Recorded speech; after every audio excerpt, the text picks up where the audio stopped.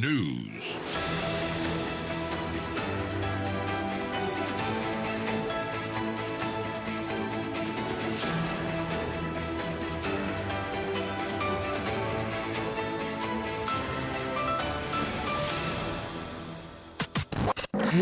It's official. DLFM 106.9.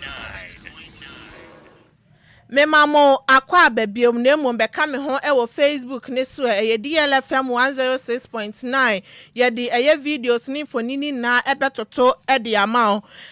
yen chere kasebo ni mu na cheso mampani John Dramani Mahama asanso ye municipal and district chief executive and nine e won Remantem Hanom ye Ministry of Local Government chieftaincy and religious affairs and so the press release abetoja ye kotonima bosom ni de tosunum ye dunum e won fimpimienu ene adionunum ni se ye minister Ahmed Ibrahim Edeninsa asha se no o hwe article 243 clause 1 ene ye Ghana man no a section 20+1 and so asanso ana akwa local governance act ni ma 2016 act 936 ade a oma amending ye pa ebomodin say ombetimi aye vet no omaye vet no e de yi saa nipa nan ya omobabaye municipal and district chief executive ewon Remantem ha no mo yi wom ye Ignatius Godfrey Dodu ano wo shai Osoduku district assembly sanso ana Rudolph Collingwood Williams also ewo Ayawaso Central Municipal Assembly ana Michael Mensah ewo Ayawaso West Municipal Assembly Alfredus ni ayete ewo la Municipal Assembly hono mankrofo 9 way ana mampani John Dramani Mahama ayiwomo so mo be municipal and district chief executive ewo Remantem ha obeye Facebook ne so ye de press release no aba beto wono ma oba betimi enye bi akenkan Yantoa kasiabone so no mampani John Dramani Mahama e de abetuja echemo sese na aban eba ye de yade oman ni sikasam ni de gina pintin ye pa na hoodem pa de ebi wo mu ye papa esan sese no Uhu sanya yesidi ni baby ejina ni wahu sanya mabuo so eba yomo betete so ye pama so papa etimi aba yesidi ne so na bra okasa ewo dwabo bi omo boy ewo wa bra na okọ ye thank you to e de afanku nimdi a odi ye ewo mfimpimienu ene aduonu na yabato onimu yawada ekotonima abosomini de tosu dunum ewo mfimpimienu ene aduonunum nimu anomampani chiema wo hwe sanya ofitimra o hye na dwuma no ade oman Ghana ye koye nimpa na eba ye sikasem so de na chese ye koye nim esan se ade a mfimpimienu ne aduonu na national budget na finance minister edibetu dwa no ewo ye obinim bosom nim no ade asese no omudi hu dwuma ehwe se bibia betimi akoye nti obi abedi adanse de no mahu se ne sikasem no ejina ye papa sanso anodi truda no tremu se no ukojoma niema ne bo no yatete so se huhuhu e de high sense into ukọ abetimi akọ no wakọ akọtọ niema ne bia chese nya ade obi abegina bonto so akasa niema bo ayedin se de sidi no ahoade wom na emomotu eyetememfo ni na afo so momomode an omunya ahohyeso se ne be yom betimi ahye niema mu den na yesikasam so etimi akọye na mpuntu so no etimi aba oman Ghana mu odin sem sei editudwa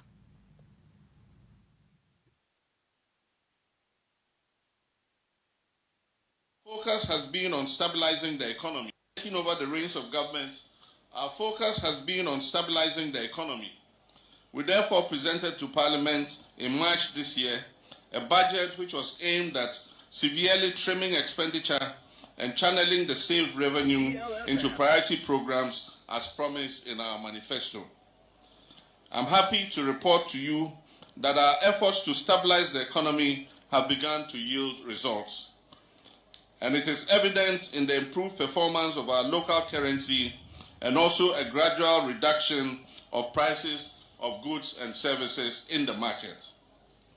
I wish to commend the Honorable Minister of Finance and the Governor of the Bank of Ghana, along with their teams, for the close collaboration and coordination Ghana man penny John Dramani Mahama ana ochem sese ne de fitim ro hye na adwuma so no ade a Ghana ye sikasem no enya hoodin ye papa niema so no ye ba abetete so de ama oman no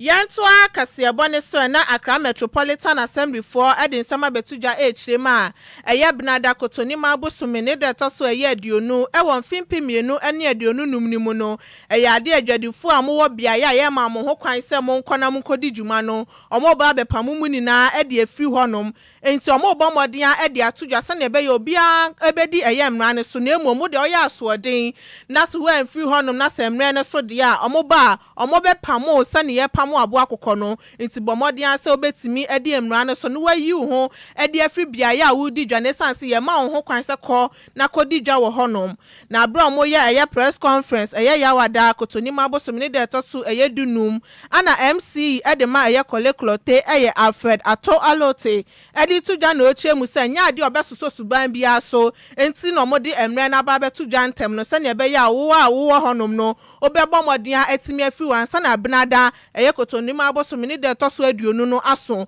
onbesa obeba na obecheche mu nsem akire na nya de obetie ntu ye dwadini na se owo eye bia ye omoma ho kwan se eye kodi wudwa wo honom abomodin ase bedu kotoni mabosom ne de tosu aduonu ne de no abomodin afri ho odin nsem say editudwa traders and the sanitation issues around our municipality. The Koleklote Assembly and the Accra Metropolitan Assembly are collaborating to make sure that these menaces are reduced to the barest minimum, if not to eliminate it completely. We have a series of challenges where we have the traders taking over the streets of our municipality. They've taken over the pavement for some time now, and no proper action has been taken to clear them of it. Currently, they've all moved onto the road, and you cannot even walk or drive. So this morning, our mission here is to inform everybody that we are going to take the bull by the horn, and this will start next week on Tuesday. We'll add, like we said here, we'll give them enough time to move away from the streets and the pavement. And let's sound a caution to everybody that we would not entertain any misbehavior towards the work that we want to do on Tuesday. We will indulge everybody as we go out there to inform them that the streets of Accra are not meant for selling. The pavement are meant for human beings to walk on them. And as such, we will not tolerate. Eniya uti ye eye MC edema koleklote eye Alfred Ato Alote. Enwechi ana mayor edema Accra eye Michael Kpakpo Alote enso edi tudwa na oche musanya ade obehwe na obi ade emra na hye nsem no wadi dwuma sane ese na emom wa wunnim na wo ye oka ishi circle ene kaneshi no wo pavement no so na se wo ton niam sa bia ye no ye fema wo se fedi dwa nti bomodian na free ho no mesan se Bnada na omecha ase afri eye oka ishi ede akọ circle ansa na omako kaneshi nti osire obi bia sa momodian na mu free ho enya so di 2 min asho mo nsam na mu didi dwuma sane omo penemom omo pesa ahunidie ho nsam enkoso e wa ya Accra ha Abrawa kasa no odin nsam say editudwa ye ba abesisi kurum na wa onim se bibia oti no enye no twu free ho asan edu ho because me ba since I swim in me promise bibia me nyeye say journalist for beka me omun kasa promise she. This is the first promise I'm making, and promise now me I'll stand by it. Tuesday ye be clear streets no so si pa mocho mo starting packing moniama na mo ma adwuma no nyemre mai wa on pese obeko no.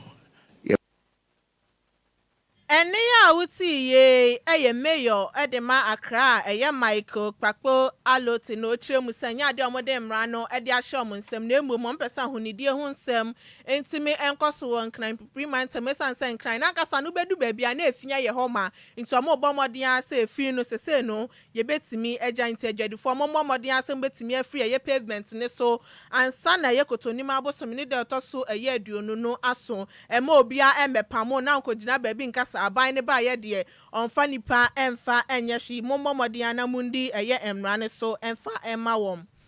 yantoa kasebo ne so na minister for interior eye Muntaka Mubarak ede eye 60 pickup vehicles ede akoma eye Ghana Police Service anso na omudi motorbikes eye 20 ede aka ho ede amawam sane ebe ye 24-hour economy policy na ekoso no eye ahoban bo ho nsem ebetimi akoso ye ede amawam na ye ehyen okofa ede free eye zonda eye Tech Ghana Limited a omobo omodin ahyehye ahyen fefefe ede ma ye Ghana Police Service sane ebe ye omudi djuma ade sa wom no eye Ghana police for betimi abo mo ho ban na eye boni bia entimi ento wom eno nam so nte 24-hour economy no ekoso a obi po wanumre kra wonsuro esan say eye police for etan na chi mo bo ne ho ban a bibia entimi enye no omu ginagina kwan ni so bebre nti de wonam kwan ni so a enye ade akronfo bia eba beto ahye wo so sane ebe ya won so no wani betimi age eye adwuma na wo ye no watimi aye niye odin sem say editudwa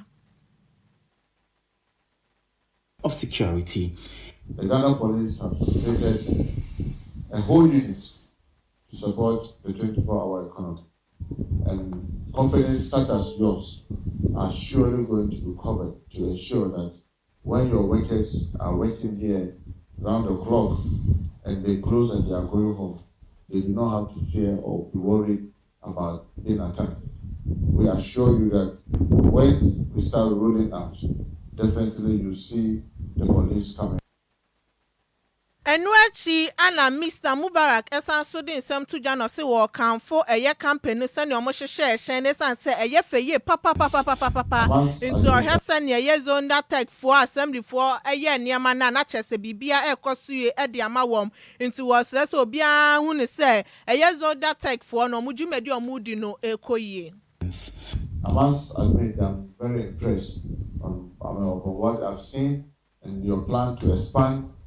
and we pray that the good Lord will continue to support you and give you the strength, the wisdom and understanding to be able to support more Ghanaians. As I've seen here, a lot of our own compatriots are those that are the biggest beneficiaries of any expansion that you are able to carry on. Yay, Minister for Interior, Muntaka Mubarak. Enwechi ana Chief Executive Officer edema Zonda Tech Madam Yang edin seme tudwa na ochemu se ade eye na honhoan wa pa sa wo bua na aman ni mu so ahoban bo ho nsem betimi akoso ye ntonu de ye na nije pa sa ye ne company yi ana mo fa ye so betimi ahyehye hyen no ede ama wamti ye Ghana Police Service for obetimi aye niam bia de aboa sa ne be ya ahoban bo ho nsem ebetimi akoso ewo man yi mu.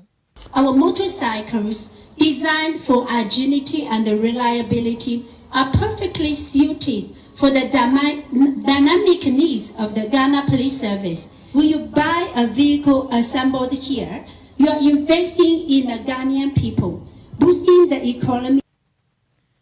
Enia wuti ye Chief Executive Officer Edema Zonda Tech Madam Yang.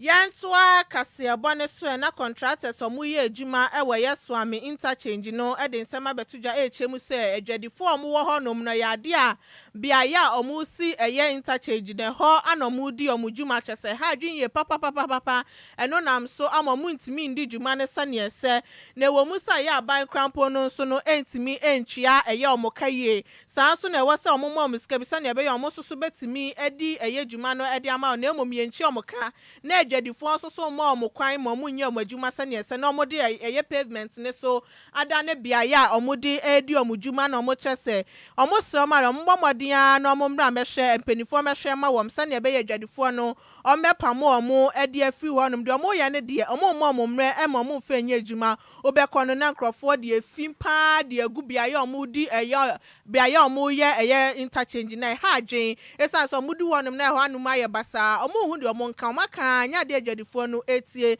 ntinkebe ya nkampanifo momodea na omo mehwe emfa emma wom we ana engineer ono wo eye swami interchange no eye Dennis Kusibuatin edi tudwa na ochiemu se eye municipal assembly fo wo honum emmomodea na omo mehwe ma wom omo begina mu na omo ne adwadifo ne nkasa sa na ebe ya ombetimi every pavement ne so na omo soso no etimi edi omudwuma. to the area. We are pleading with them to move away. We are pleading with the municipal assembly to make sure that they are moved away from the limits of the road so that the contractor can work. We want to make sure that we start and end this project without any incident of accident to anybody. We want to make sure that lives are protected from the beginning to the end. We want to achieve this aim. The Department of Urban Growth. Ene ya uti ye eye Dennis Kusibuatia on ye engineer or ye swami interchange no. Enwechi ana department edema urban roads for so ede ekasa no muche musa ya de omaye basa ye papa esan so obeko na efin egu onom interchange omunye nwi obeko no na amafo de oyo asrasra hu nyina na chese ho aye basa na omo sra ban so omo nhwe na omo ne adwadifo no enkasa na emom aban so hwe so obetimi achi omo ka na omo so atimi adi djuma no ententem ede amawom. These garages work on the road. They change oil, they repair vehicles on the road, they change their tires on the road. And this, as we indicated, will lead to the early deterioration of the facility that has been provided at such a high cost. So we have indicated to them that we don't want them to remain in the road and then work within that the road, as oil will react with the bitumen and cause the early deterioration of the road. At a recent stakeholder. Ene ya uti ye eye Frank Osei Setra on the deputy director edema planning and development ene eye department of urban roads no chemi say aban ne momodi asom betimi apamo eye adwadifo no ede amawom no sanso enchi omo kasa ne ebe ye omo nso no ebetimi edi djuma no ede amawom. Yankin kai madwinchire ni bi ewo Facebook ne so na we freye master planner junior Kintampo ano still na MPP amanyoko no ana ye amanyoko papa mbetimi abo oman Ghana osi nchi akese enkoma eye Hajia Safia Mohammed wensu efri piaga ano si NDC will collapse Ghana before they go back to opposition na chese on the jume the NDC for need na nya dia na niji ho kra we efri eye Richard Ashe ano say yeah, good afternoon to you Adwoa Agyei Sikapa. The news is official o say eye there to say anoma na mo speedy recovery enkoma eye insuraba kwadwo sami bi oda se papa wensu freye Kofi Parliament ano say may Lord bless homeland Ghana and make us great and strong. Watching Aguna Bobukuma apa yada se papa samo so mode madwenchire no ede ba Facebook ne so na ha anemre be ma me kwan na me de agye me nsem kasebo no esi ende awie kasebo yinum semufo eye Miss Mabel Enchi Sanso anakofitela edemeko ye Facebook ne so DJ Omarion echinchim eye mfidie no ede emame me amede kaseboy ebesomo edi ameje swane Adwoa Agyei Sikapa me sorry so na Adwoa silky eye akire mu hima mfifi mu hima radio mu ya santo Michael Jackson ene na pamfo eye sexy journalist ene Kwame Afum edi DLFM wadwumedie no eba besomo ene ye fiade edie ye ba besu nti enyi we fidie no emfemfiri hanom bomode anatena se na twe eye na Adwoa silky no mfa DLFM wadwumedie no emesomo. DL News.